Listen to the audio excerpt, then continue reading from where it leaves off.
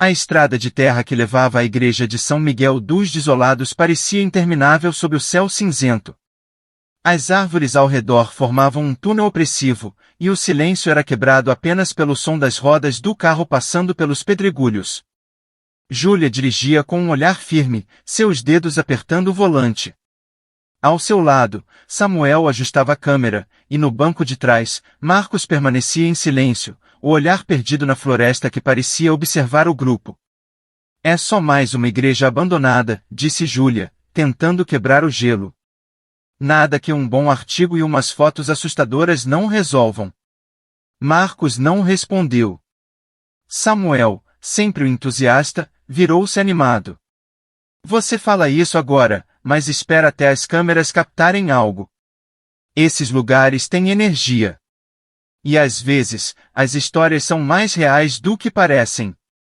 Quando chegaram, a visão da igreja fez Júlia engolir em seco. A estrutura era imponente, com torres góticas que pareciam tocar o céu. As paredes estavam cobertas por musgo, e os vitrais quebrados refletiam a luz do crepúsculo como olhos vazios. O portão de ferro rangeu ao ser empurrado, e um corvo alçou voo, seu grito ecoando na quietude.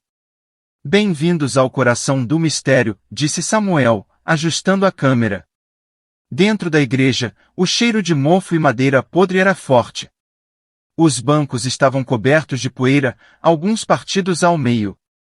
O altar, no entanto, parecia quase intocado, com velas apagadas e um crucifixo ainda pendurado na parede.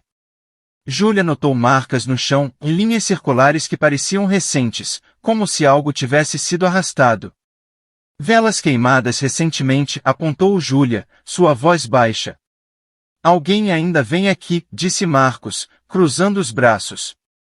E não é para rezar. Samuel estava focado em sua câmera, capturando cada detalhe. Isso é perfeito. Os leitores vão adorar. Ele apontou para o chão. O que é aquilo? Júlia se ajoelhou e começou a limpar a poeira de uma área próxima ao altar.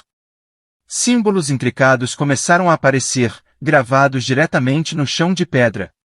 Marcos se aproximou, o rosto ficando mais tenso. Latim misturado com algo mais. Não consigo identificar, disse ele. Algo mais? Júlia perguntou. Que tipo de algo? Marcos balançou a cabeça. Coisas que não deveriam estar aqui. Os sussurros começaram pouco depois.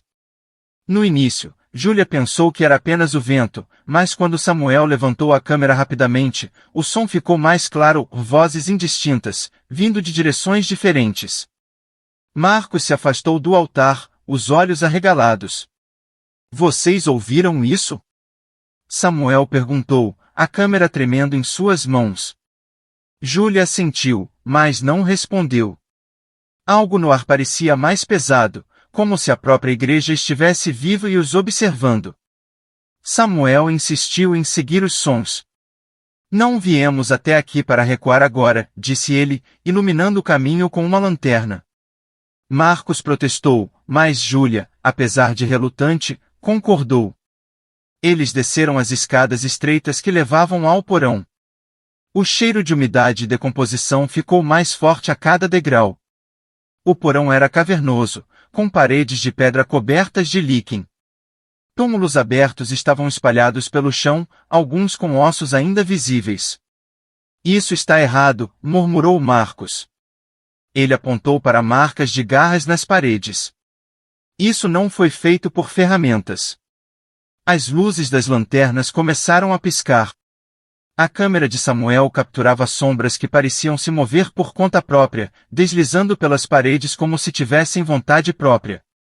Júlia sentiu uma presença atrás dela e se virou rapidamente, mas não havia nada ali. Tem algo aqui, disse Samuel, a voz trêmula, mas excitada. Precisamos sair daqui, disse Marcos. Agora. Antes que pudessem reagir, a porta do porão se fechou com um estrondo, deixando-os presos na escuridão. O som ecoou como um trovão, e então tudo ficou em silêncio. A tensão no porão era sufocante. Júlia tentou abrir a porta, mas ela não se movia. Está trancada por fora, disse ela, ofegante. De repente, um som aterrorizante cortou o ar. Era uma mistura de um grito humano e um rugido bestial, tão alto que fez as paredes tremerem. Júlia sentiu o sangue gelar enquanto a lanterna de Samuel iluminava algo ao fundo do porão. Era uma sombra, massiva e distorcida, que parecia não ter forma definida.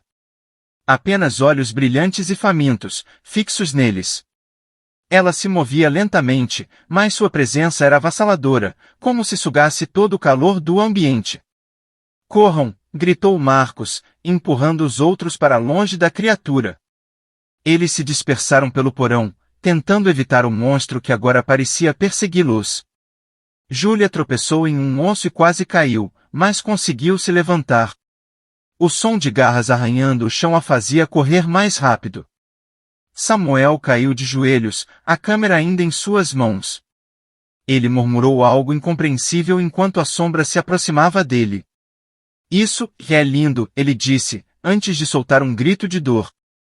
Júlia agarrou Marcos, puxando-o em direção a uma passagem lateral. Eles encontraram uma sala trancada e se esconderam lá dentro, seus corações batendo como tambores. Isso não é um espírito, sussurrou Marcos. Isso é algo muito pior. Júlia olhou para ele, os olhos cheios de medo. O que fazemos agora? Os passos da criatura se aproximando, enquanto um sussurro frio enche a sala, vocês não deveriam estar aqui. A escuridão no porão da igreja era opressiva, como se cada sombra fosse uma presença observadora. Marcos e Júlia se encostaram à porta da sala onde se esconderam, os ouvidos atentos a qualquer sinal de movimento. A última vez que viram Samuel, ele ainda segurava a câmera, mas seu entusiasmo havia desaparecido no momento em que a sombra o envolveu. Agora, restava apenas o silêncio, pesado e mortal. Essa igreja. Ela nunca foi um lugar de salvação, disse Marcos, com a voz baixa e trêmula. Ele olhou para Júlia, a culpa estampada em seu rosto. Durante meu tempo no seminário, ouvi rumores. Os padres mais velhos falavam de São Miguel dos Desolados como um lugar amaldiçoado. Diziam que ela foi construída não para louvar a Deus, mas para aprisionar algo que jamais deveria ser libertado. Júlia respirou fundo, tentando processar. Por que ninguém falou nada? Por que isso não foi destruído?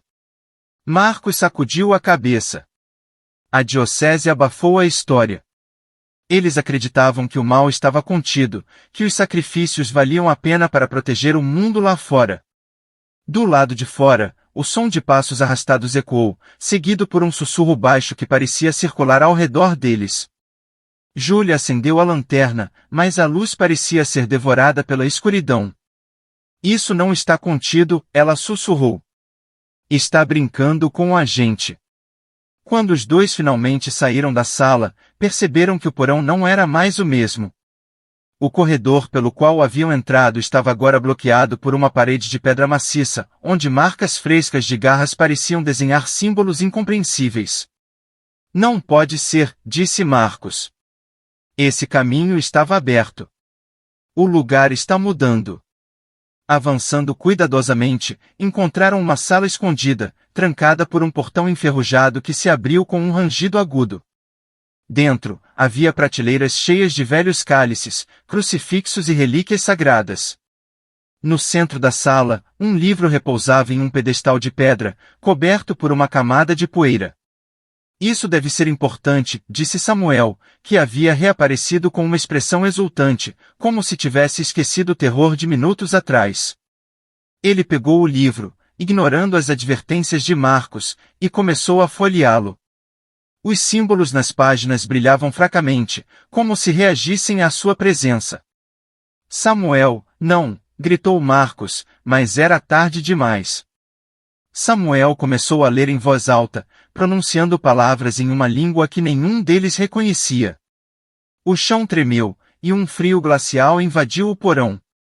As inscrições no chão do altar começaram a brilhar, pulsando como um coração. Um vento invisível apagou as lanternas, deixando apenas a luz espectral que emanava das inscrições e do livro. As paredes começaram a se contorcer, e os gritos ecoaram como se viessem de dentro da pedra. De repente, figuras começaram a emergir, corpos desfigurados, envoltos em véus rasgados, seus olhos vazios brilhando com uma luz espectral. Eles se moviam com uma lentidão inquietante, mas cada passo parecia carregar um peso esmagador. Não se mexam, sussurrou Marcos, o medo travando sua voz. Os mortos não atacaram imediatamente. Em vez disso, pareciam observá-los, seus rostos deformados refletindo emoções que iam do ódio ao sofrimento. Júlia sentiu uma pressão em sua mente, como se alguém estivesse tentando arrancar seus pensamentos. Imagens de sua infância, momentos de fracasso e arrependimento, começaram a inundar sua mente. Estão tentando nos quebrar, disse Marcos. Eles se alimentam do nosso medo, das nossas culpas. Um dos mortos se aproximou de Samuel, que estava paralisado, segurando o livro.